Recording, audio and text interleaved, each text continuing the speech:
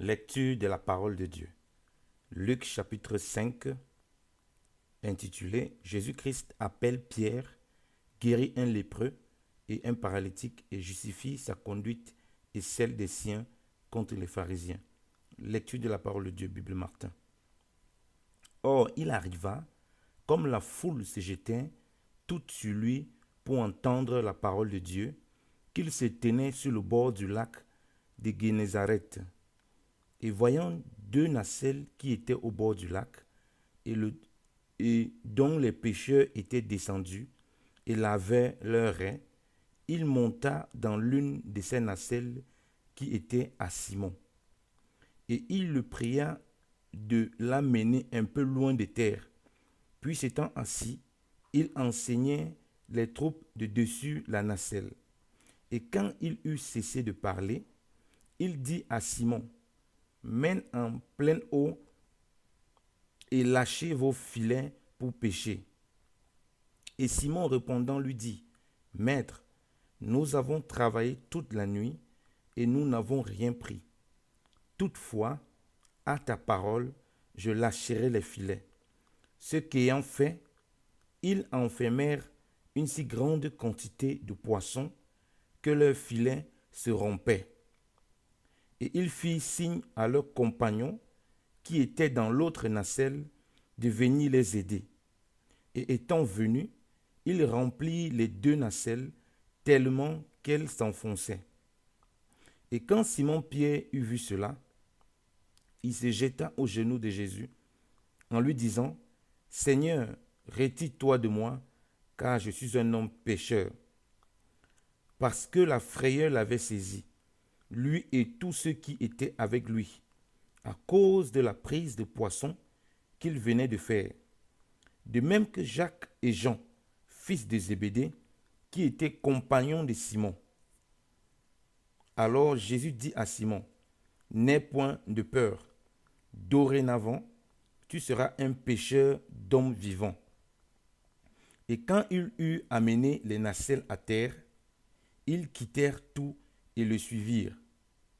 Or, il arriva que comme ils étaient dans une des villes de ce pays-là, voici un homme plein de lèpre voyant Jésus, se jetant en terre sur sa face, en le priant, disant, « Seigneur, si tu veux, tu peux me rendre net. » Et Jésus étendit la main et le touchant en disant, « Je le veux, sois net. » Et incontinent, la lèpre le quitta. Et il lui commanda de ne le dire à personne. « Mais va, lui dit-il, et te montre au sacrificateur, et offre pour ta purification ce que Moïse a commandé pour leur servir de témoignage. » Et sa renommée s'est répandue de plus en plus, tellement que de grandes troupes s'assemblaient pour l'entendre et pour être guéris par lui de leurs maladies. Mais il se tenait retiré dans le désert et priait. Or, il arriva un jour qu'il enseignait que des pharisiens et des docteurs de la loi qui étaient venus de toutes les bourgades de Galilée et de Judée et de Jérusalem étaient là assis. Et la puissance du Seigneur était là pour opérer des guérisons. Et voici des hommes qui portaient dans un lit un homme qui était paralytique, et ils cherchaient le moyen de le porter dans la maison et de le mettre devant lui.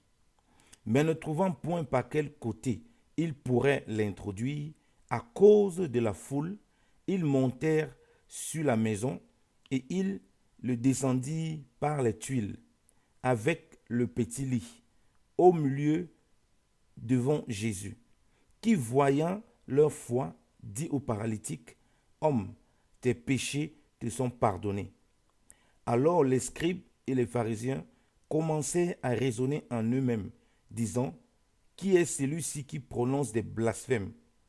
Qui est-ce qui peut pardonner les péchés que Dieu seul? » Mais Jésus, connaissant leurs pensées, prit la parole et leur dit, « Pourquoi raisonnez-vous ainsi en vous-même? Lequel est le plus aisé, ou de dire, tes péchés te sont pardonnés, ou de dire, lève-toi et marche. Or, afin que vous sachiez que le Fils de l'homme a le pouvoir sur la terre de pardonner les péchés, il dit au paralytique, je te dis, lève-toi, charge ton petit lit et t'en vas en ta maison. Et à l'instant, le paralytique s'étant levé devant eux, chargea le lit où il était couché, et s'en alla en sa maison, glorifiant Dieu. Et ils furent tous saisis d'étonnement. Et ils glorifiaient Dieu en étant remplis de crainte.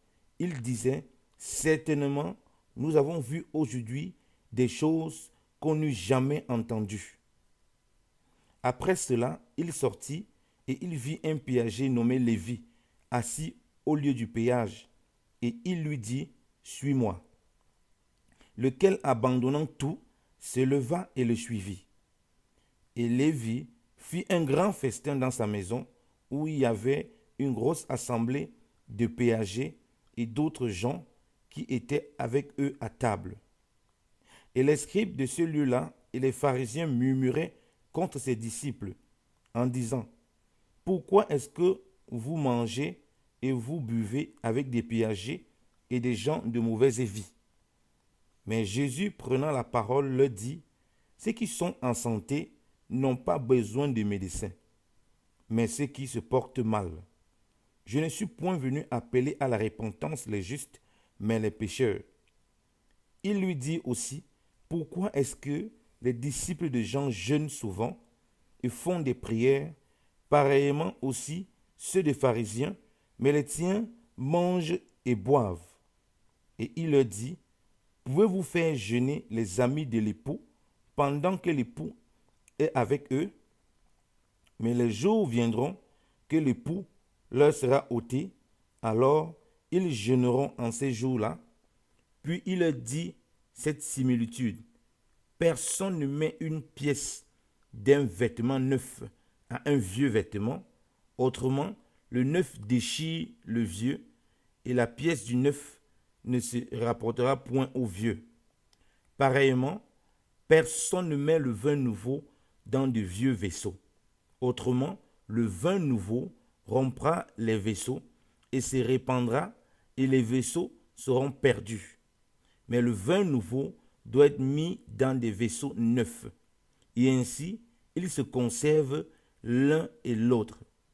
Et il n'y a personne qui boive du vieux qui veuille aussitôt du nouveau, car il dit, le vieux est meilleur. Amen. Parole du Seigneur.